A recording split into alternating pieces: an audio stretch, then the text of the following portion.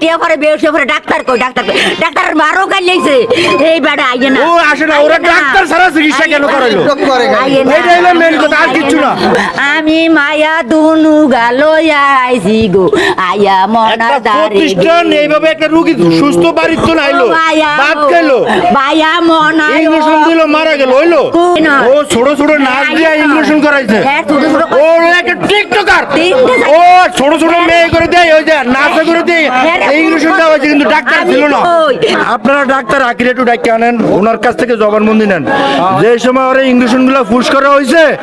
ওই সময় ও ছিল না কেন নাচ দিয়ে এই ছোট ছোট বাচ্চা নাচ দিয়ে করানো হইলো আমরা এটা একটু জানতে চাই এখানে ওনার অভিযোগটা ছিল যে উনি ওনার বোনকে নিয়ে এসছেন এখানে প্রপার ট্রিটমেন্ট করা হয়নি এবং অবহেলা করা হয়েছে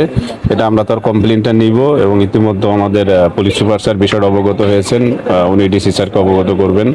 এবং আমি সিভিল সার্জন মহোদয়কে অবগত করব এবং এটা যাতে সঠিক তদন্ত হয়ে এটা যথাযথ বিচার হয় এর জন্য আমাদের পক্ষ থেকে যা যা করণীয় আমরা সেটা করব এবং আরও একটা কথা বলেছি যে ভবিষ্যতে যাতে এই হসপিটাল থেকে অনেকে বলেছে যে এর আগেও এরকম ঘটনা ঘটে ভবিষ্যতে যাতে না হয় এর জন্য আমি উচ্চ পর্যায়ে যেভাবে ব্যবস্থা নেওয়া দরকার সব জায়গায় আমি যোগাযোগ করব যাতে ভবিষ্যতেও যাতে এ ধরনের কোনো ঘটনা না ঘটে এর জন্য সর্বোচ্চ ব্যবস্থা গ্রহণ করা হবে। সুস্থ মানুষ সে আসছে আসার পরে তারে ভর্তি করছে ভর্তি করার পরে সে গরুর মাংস দিয়ে ভাত খাইছে খাওয়া দাওয়া করে রেস্ট করছে রেস্ট করার পরে আধা ঘন্টা পরে তারা একটা নর্মাল স্লাইন দিছে নর্মাল স্লাইন দেওয়ার পরে আমারে ফোন দিছে আমার মাকে ফোন দিছে আমার বোনকে ফোন দিছে পর্যায়ক্রমে আধা ঘন্টা পর পর আমরা সবাই আসছি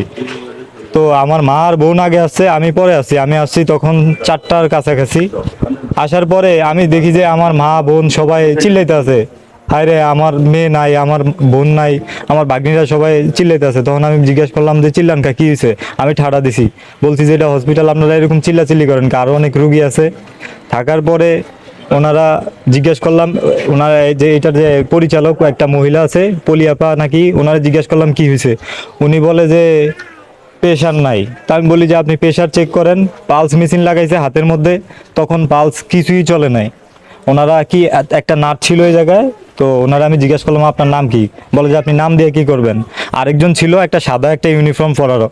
তারে আমি জিজ্ঞেস করছি আপনার নাম কি বলে যে আপনি নাম দিয়ে কি করবেন তারপরে বলছি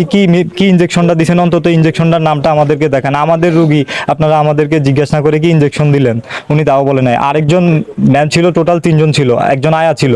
ওই আয়া ওনার ভাব এরকম মনে যেন উনি একজন গাইনি বিশেষজ্ঞ ওনারা আমি জিজ্ঞেস করলাম যে কি ট্যাবলেটটা খাওয়াইছেন অন্তত ট্যাবলেটের কাগজটা দেন উনি তাও আমারে দেয় নাই আমার বোন তখন হাত পা কালো পরিষ্কার মানুষ